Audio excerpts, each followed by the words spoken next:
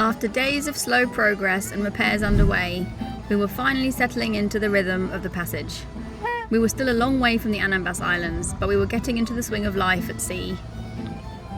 Good food, music, and the kind of moments that remind us why we do this in the first place. Dinner is served.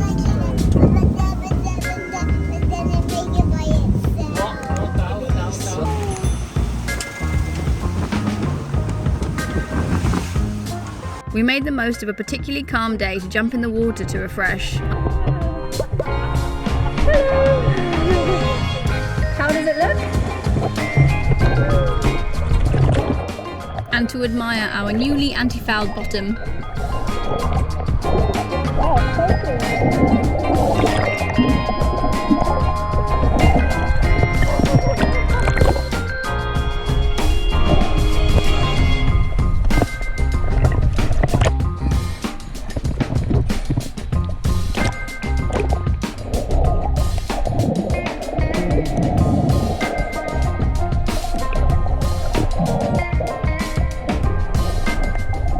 With light winds, even the bulb becomes a handhold.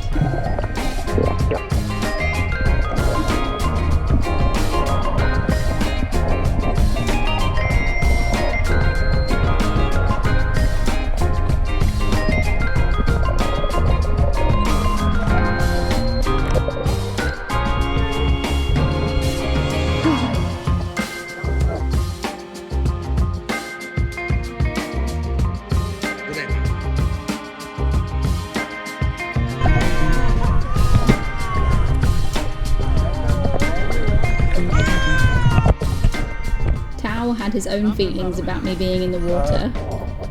Whilst in the water, we decided to try changing the pitch of our J prop slightly to see if we could increase our speed a little. We cleaned the barnacles off the prop so we could see the ruler for measuring how much to change the pitch by.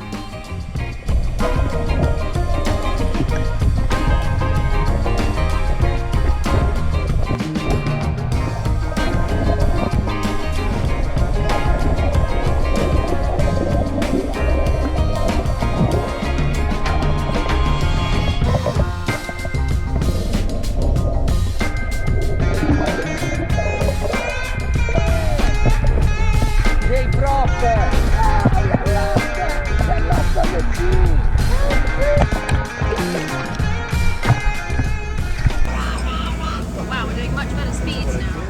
It made an immediate difference. If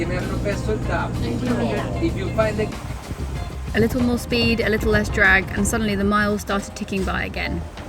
With the boat moving better, life on board settled into that familiar rhythm. Music playing, kids everywhere, good food coming out of the galley, and then dolphins turning up exactly when we needed them. Oh, look where they are!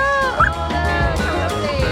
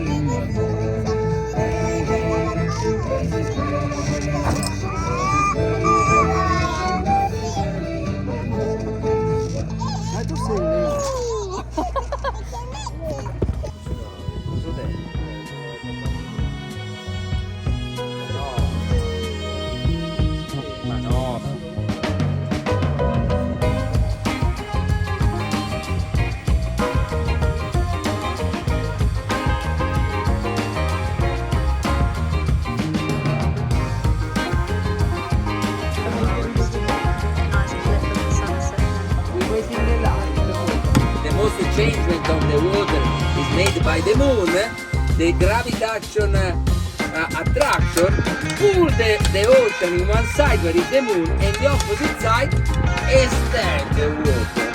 And at 90 degrees, attract the water, and it's making one earth again, and really is. But at sea, things rarely stay the same for long.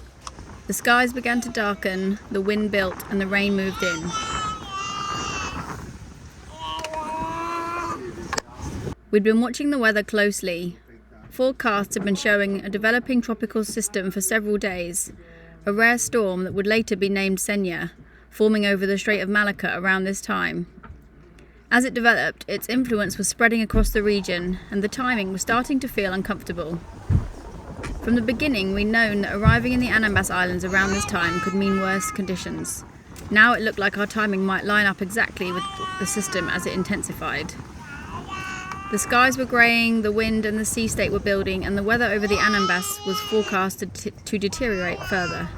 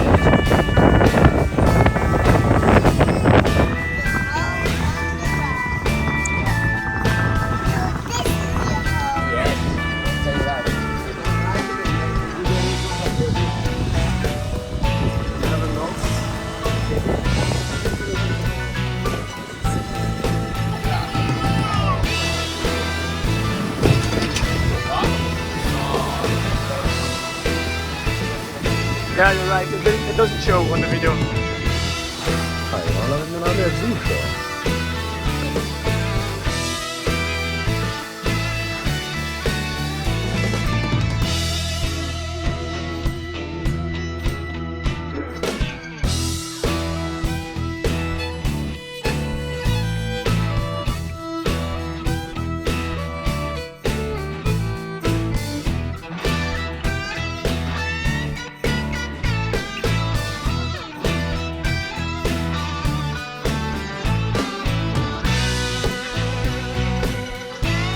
Sicuro che lo prendo a me.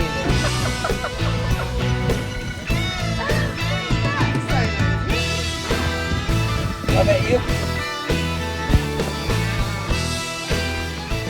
You wanna do one command?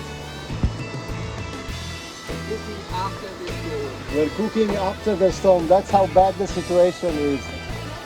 After the or after the storm.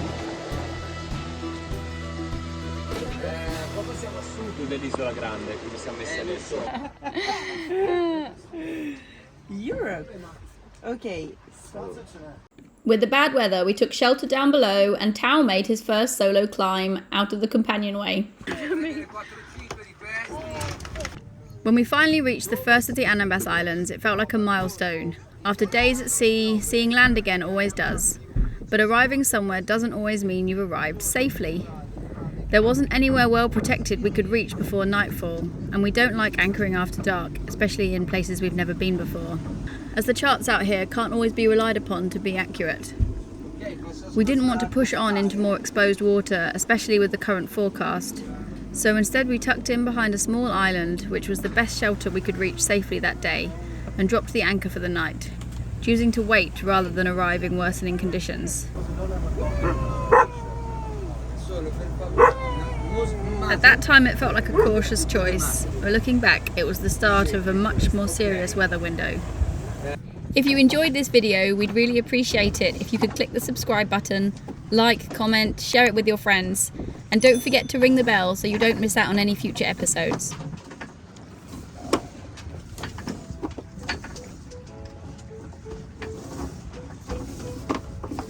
If you'd like to support our journey in these videos, you can join our Patreon crew or leave a one-off donation via our Ko-fi website or PayPal. I'll put the links in the description below. Every contribution helps keep us sailing and filming. Thank you so much. What should we do? What should we do? What should we do with the young sailor in the morning? What should we do?